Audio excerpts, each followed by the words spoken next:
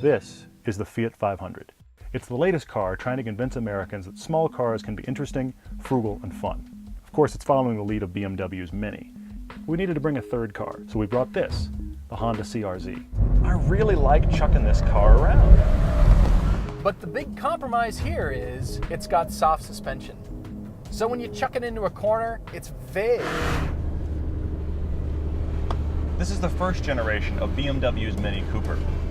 This is the car that proved that Americans can actually buy and enjoy small cars.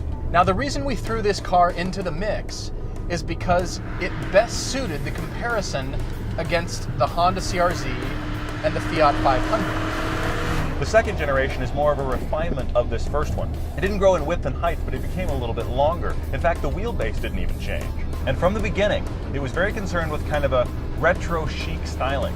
It's just designed to be a fun car.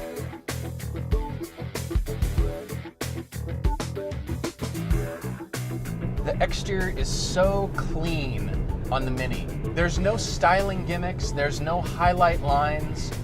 It's just a solid shape. That's why bright colors look good on it.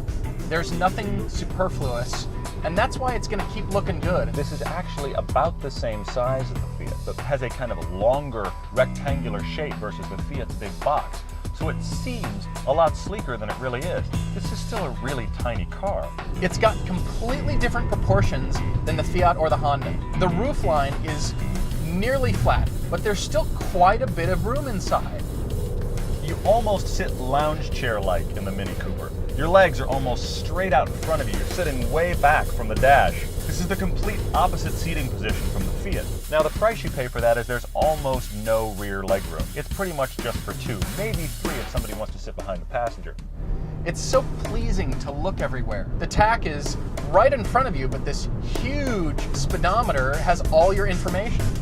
I actually think this huge center gauge is just there to scare the passengers. It's really kind of genius because it keeps the theme going. You could blindfold somebody, sit them down in a car, take off the blindfold, and in a split second they would know they're in a Mini. Everything from your windows to your locks and your lights are down here in these little toggle switches that frankly look like they're right out of the NASA Apollo program.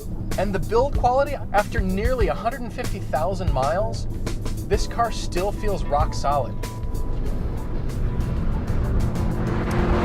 This car is not the S. So that means it's the 4-cylinder with only 115 horsepower.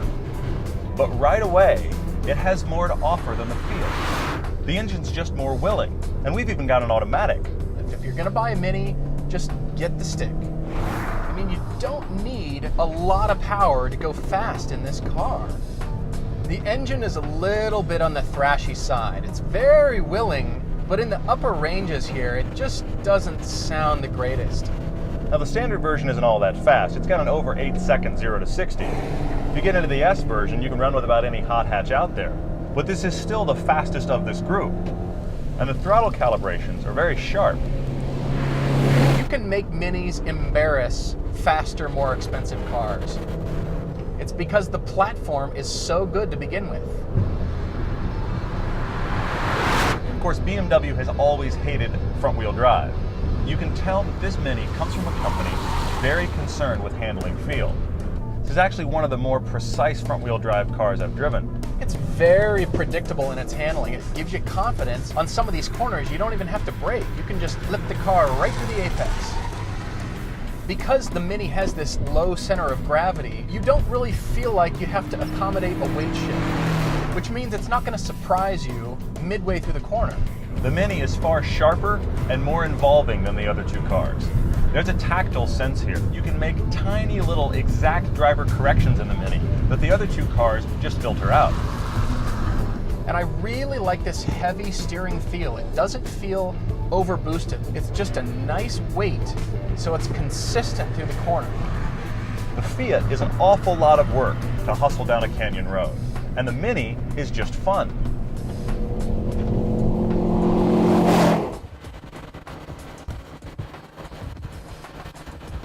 This is the car that really strikes a nice balance for being a true sporty car and yet something economical.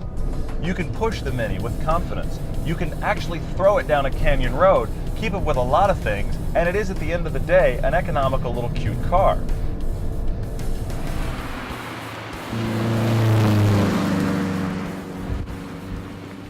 All right, I have a request. Okay. No more cars this small. They're chuckable. Yes, thank God they all weigh under 3,000 pounds. We're Yeah. entirely too big for these cars. I had no bias today. Is that because we didn't bring any German brands? Well, this is kind of German light. It's kinda like- And did you pick the Mini? Well, yeah. Because it's the German car. Well, it's a great car. It is, actually. I will give you that. And I'm with you on the Mini. I was also surprised by the Honda. Every time I drive that car, I'm surprised. It's fantastic. I want the Fiat to be fun to drive. But you're never going to decide after all your research that this is my car. You buy it because it's cute. Exactly. And the cute driver is typically not the enthusiast driver. If you like cute commuter car, then fine, great. And in fact, get it in yellow, put a daisy on it. I don't know, but cute's all it's got going for it. Yuck. The Mini is the best driver's car. The Mini's number one for me too, and the Honda's number two. The big news flash here is the first time ever on Everyday Driver, we This is agree. strange. That's kind of scary. Yeah, we shouldn't hang out so much. This is a strong contender if you need something that's a good mix between commuting, but you still want to take it on a road trip. You need to consider this car. But it's not a gas mileage hero, and it's also not a sports car hero. It's kind of a car without a market segment. And I'm worried about that for the Honda CR-Z. I can't imagine this car is going to be around very long. The Fiat doesn't have any automotive nutritional value. It kind of tastes sweet and it's fun to look at and it's cute. But past that, there's not really any deep substance to this car. The Fiat's very affordable. It's unique. You're not going to see 8 million of them. It is cute. Now, if these are things you want in a car, you're going to be hard-pressed to beat the Fiat. But if you want something great to drive, you just simply can't shop here. It took a good little test drive to remind myself that this car wins. For me, it's the best combination of everything you're looking for in a fun, sporty, economical car. The real success of the Mini Cooper is the fact that it's not just a cute small car. It's actually a great handling car that just so happens to be economical and cute.